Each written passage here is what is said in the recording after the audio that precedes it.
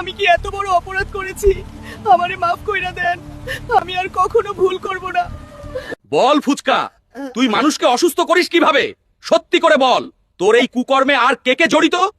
Sir, আমি তো খুব টক ঝাল আর সুস্বাদু, আমি শুধু এই সুযোগটাই নিতাম।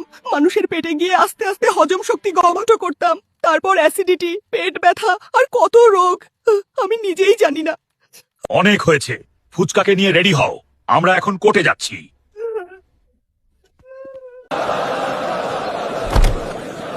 আদালত শুরু করা হলো।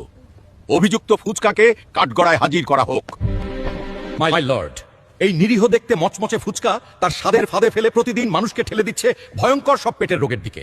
অ্যাসিডিটি, গ্যাস্ট্রিক, আলসার সবকিছু শুরু এখান থেকেই। আজ যদি একে ছেড়ে দেওয়া হয়, আগামীকাল আরো কত মানুষের পেট নষ্ট হবে তার কোনো হিসাব নেই। আসামি ফুচকা, তোমার কি কিছু বলার আছে? প্রিয় অর্ডার, আমি জানি আমি হাজার হাজার মানুষের ক্ষতি করেছি।